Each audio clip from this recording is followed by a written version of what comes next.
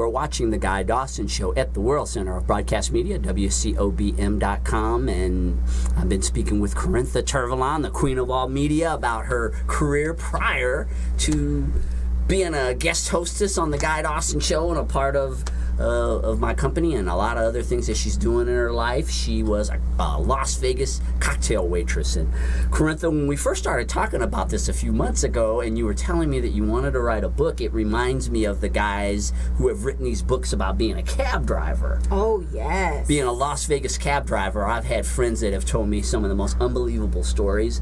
And when you were talking to me about that, it made me think about some of these stories that these guys told me about things that they had seen as a Las Vegas cab driver. And I think that for them to get a real idea of what it's like, will you share a story or two that is interesting about things that you saw out there as a cocktail waitress? Oh, absolutely. So I don't want to scare anyone away from gambling, but let's just say that there have been some extremely questionable things that I've seen on the floor in terms of things that you probably, if I told you the real truth about, you wouldn't even want to sit down in one of those seats or touch that machine. I mean, people are just disgusting. Really? Oh, yes. But I won't go into any X-rated stuff. But let's see here. So a good story that I have. Okay.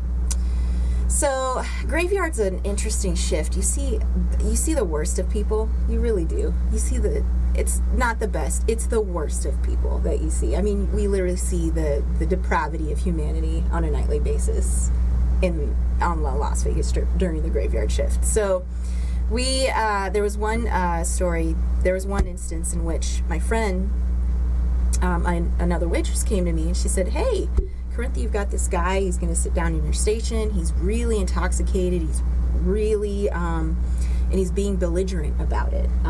She tried to offer him, he was asking her for a drink, and she said, "No, but I could offer you some water, some coffee." She's trying to be hospitable, not and accommodating. That's our job. That's what we do. And he was very clearly against that. He didn't want that at all. He wanted alcohol, just out of his mind drunk. So she warned me because he was going to go sit in my station. That's another thing. If you sit in one person's station and you order a drink, now if they've been gone for a really long time, then I get it. Go ahead and move to a different station and order from a different cocktail waitress. But there's a whole thing with stations and territories with cocktail servers. So, like, for example, there's some cocktail servers that will not serve you if you go to another station because of which area that belongs to. I mean, because we get very territorial. Anyway, but it's out of principle. It's about the money, right? It's about the principle, because we wouldn't want, so say, somebody else comes to my station and orders something, but they ordered something from someone else, the same thing, we look at it as a money thing. Okay, now you're taking my money if you, poach my customer kind of thing. So, yeah, so you got to be careful with that. And you don't have anything to worry about with that. We will sort it out ourselves. Anyway. So this particular gentleman, he sits in my station. We have this thing called trick rolled. So trick rolled is basically where these guys, they come to Vegas and they hook up with prostitutes. The prostitutes take them back to their rooms. The prostitutes tell them to take showers, and then while they're in the bathroom freshening up, the hookers take all their valuables and leave.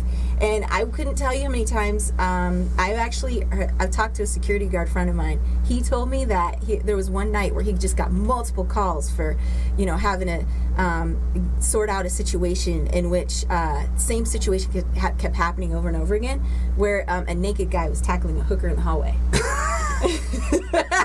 Wow. Because he got trick rolled.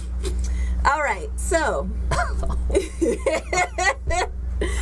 And they report it? Or they see the guy tackling the hooker in the... Oh, well, here's the thing. It gets very, sketchy because, okay, yes, well, you solicited her, so she wouldn't even have your stuff if you didn't invite her to the room, kind of thing. It gets very weird and sketchy. So she's breaking the law by being a hooker. Yeah. He's breaking the law by soliciting. Exactly. Do they both go to jail? How does it work? Yes, I don't know. I have no idea.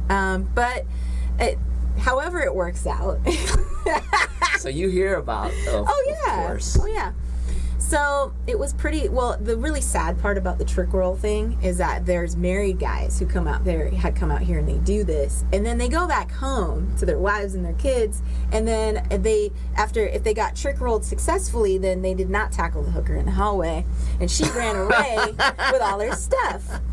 So then they'll call the hotel to like make a claim to say, oh, you know, my hotel room was broken into, and you know, blah blah blah. They use the hotel as a cover, and they don't want to admit to their wives that they got robbed by a hooker in Vegas. So then the hotel, though, the hotels are smart.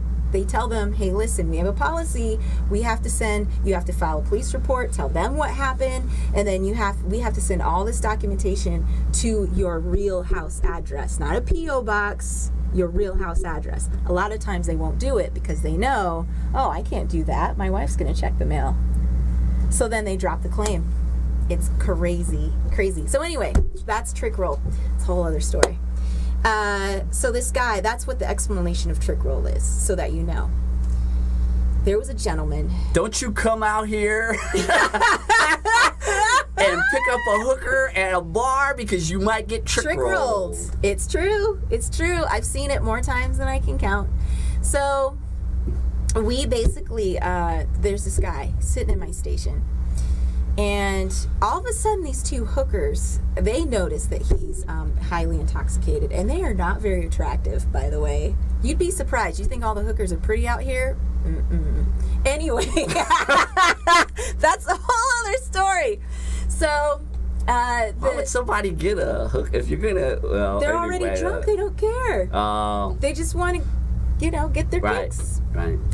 So, anyway, they ended up, this gentleman...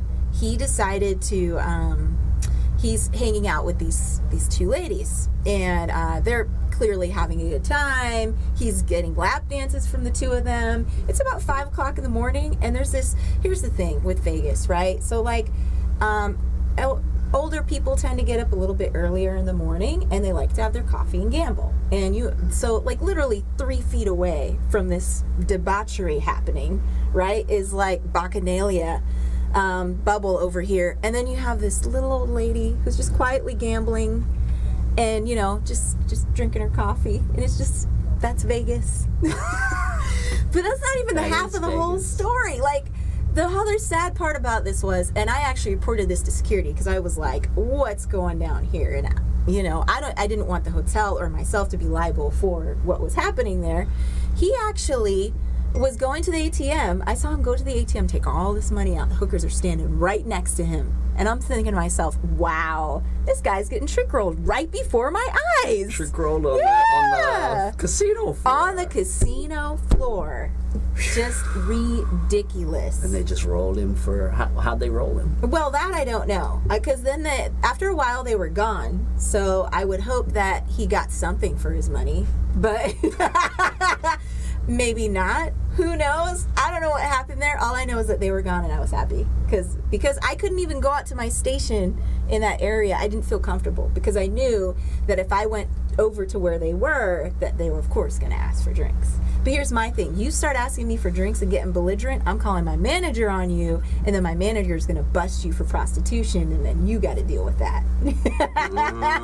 Right. But it's really sad though, because we have had actually really good bartenders who were actually let go because of this whole system of prostitution here in Vegas, where there would be hookers who would regularly come to certain bars at certain times, the same hookers. And we had bartenders who I guess were in contact with their pimps or with them.